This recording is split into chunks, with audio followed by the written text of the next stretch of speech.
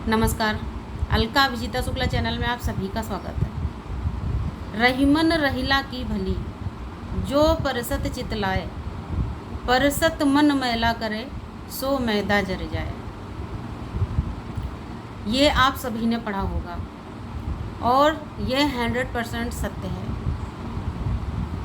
आज हम इसी टॉपिक पे बात करने वाले हैं और यदि आप इसको पूरा सुनेंगे तो निश्चित ही कुछ ना कुछ आप में बदलाव भी ला सकते हैं या दूसरों को कुछ सिखा सकते हैं। यहाँ पर स्पष्ट कहा गया है कि परसत मन मैला करे, सो मैदा जर जाए। तो इससे स्पष्ट है, इस दोहे का अर्थ यही है कि भले ही आपने बहुत सारे व्यंजन ना बनाए हों, आपने सिंपल सी दाल रोटी या सब्जी रोटी बनाई हो, लेकिन वो भी यदि आप दिल से किसी को परोसते हैं, खुश होकर के मुस्कुराहट के साथ परोसते हैं किसी के सामने, तो सामने वाला व्यक्ति भले ही उसको कम भूख लगी हो, लेकिन फिर भी वो भरपेट भोजन कर सकता है। लेकिन इसके ठीक विपरीत, भले ही आपने बहुत सारे व्यंजन बनाए हों, आपने बहुत सारे पकवान बनाए हों और परोसने के टाइम में आप किसी को आंख दिखा के परोस रहे हैं या आपके फेस के ऊपर मुस्कुराहट ना हो या आप गुस्से में तनक झड़क के साथ में परोस रहे हो किसी के सामने प्लेट रखते समय आपके भावों में स्नेह ना हो, प्रेम ना हो, तो सामने वाले को समझते देर नहीं लगती। और जब इस भाव मुद्रा में आप किसी को कुछ भी परोसते हैं, आपने कितने भी महंगे व्यंजन और पकवान क्यों ना बनाए हों, लेकिन यदि परोसते समय सामने वाले ने ये अंदाज़ा लगा लिया कि आपके भावों में स्नेह नहीं है, आप उनको मजबूरी में खिला रहे हैं या आप ज़बरदस्ती में उनको भोजन दे रहे हैं जबकि देना नहीं चाहते, तो सामने वाले की भूख अपने आप ख़त्म हो जाती है। फिर भले ही वो व्यक्ति गरीब क्यों ना हो, उसके पास भले ही कुछ खाने को ना हो, भूख की तलाश में ही आपके पास आया होगा, लेकिन फिर भी यदि इस तरीके से बुरे भाव के साथ आप उसको कुछ भी परोसते हैं तो उसकी भूख अपने आप ख़त्म हो जाती है और आपके जो पकवान आपने परोसे होते हैं उनका सब स्वाद फीका हो जाता है। आपके सभी व्यंजन कड़वे हो जाते हैं। क्यों? उनमें आपने अपना प्यार नहीं परोसा, उनमें आपने अपना स्नेह नहीं परोसा।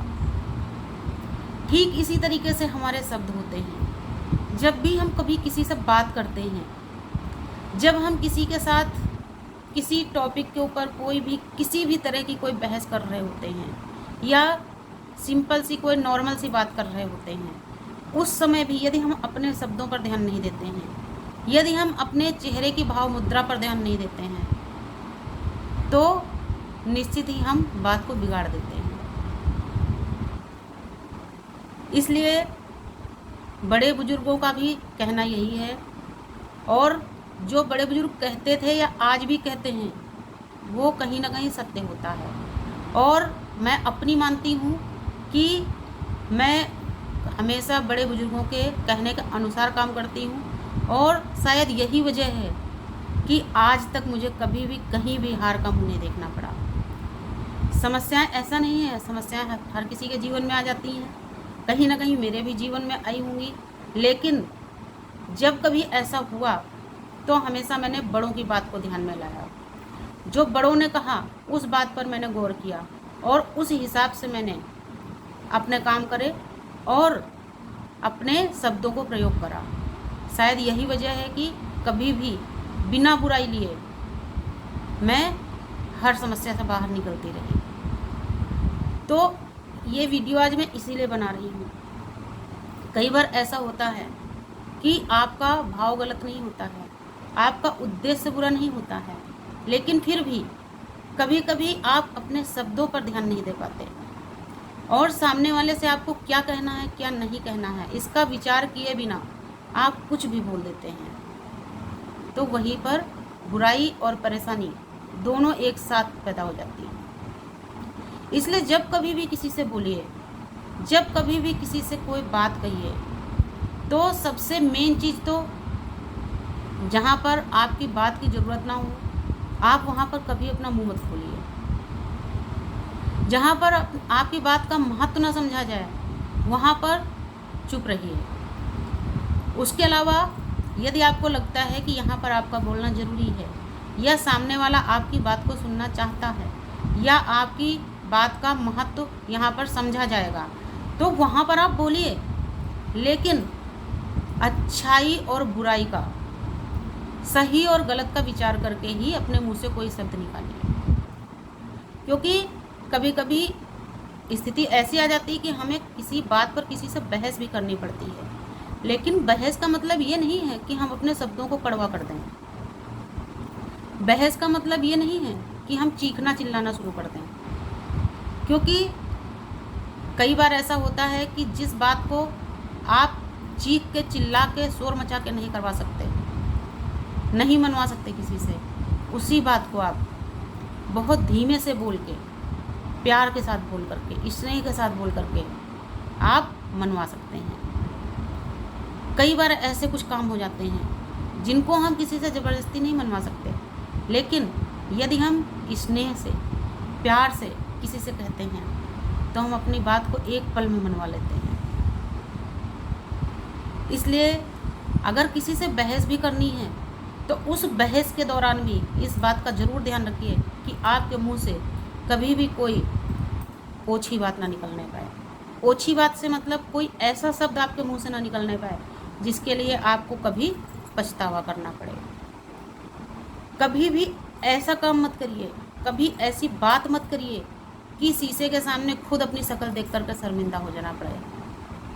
कभी भी यदि शीशे के सामने देख करके आपको खुद से अपनी नज़र चुरानी पड़ी, अपनी नज़र फेरनी पड़ी, तो इससे बड़ी शर्मिंदगी की कोई बात नहीं होती। और यदि आप शीशे के सामने खड़े होकर के बराबर खुद से नज़र मिला सकते हैं तो आप कभी गलत काम नहीं कर सकते, क्योंकि बुजुर्गों का ये कहना है कि जो व्यक्ति गलत करता है वो खुद से भी नज़र मिलाने लायक नहीं रहता। तो खुद से नज़र आदमी कैसे मिलाएगा? जब हम शीशा देखते हैं, शीशे में हम अपनी शक्ल को बहुत ध्यान से निहारते हैं और साथ में हम अपनी आँखों को भी देखते हैं। और हमेशा ध्यान दीजिए, अगर आपको यकीन नहीं, आप करके देख लीजिए कि यदि आप शीशे में देख रहे हैं और आप अपनी आँखों में नहीं देख पा रहे हैं, आँखों में देखते ही आपको शर्म आने लगे, या आप आँखों में देखते ही एक झिझक सी महसूस करें, तो समझ जाइए कि आपने कहीं ना कहीं कुछ गलत किया। आपने कहीं ना कहीं कोई ऐसा शब्द बोले हैं किसी के लिए जिससे आपके अंदर पश्चाताप की भावना है। इसलिए कभी भी बोलिए, बहुत सोच समझ के बोलिए, बहुत विचार करके बोलिए। और जब आप ऐसा करते हैं तो आप कभी गलती नहीं करते। आप कितने भी लोगों के बीच में अपनी बात को रख सकते हैं और उस बात को मनवा सकते हैं, और जिस टॉपिक पर आपने बात करी थी वहाँ पर अपनी बात का महत्व भी आप कायम कर सकते हैं। तो इस वीडियो का उद्देश्य बस इतना ही है कि हमेशा अच्छा करिए और लोगों को अच्छा सिखाइए। सामने वाले से अगर कुछ अच्छा सीखने को मिलता है, उस पल को कभी गंवाइए नहीं, हमेशा सीख लीजिए। नमस्कार, धन्यवाद।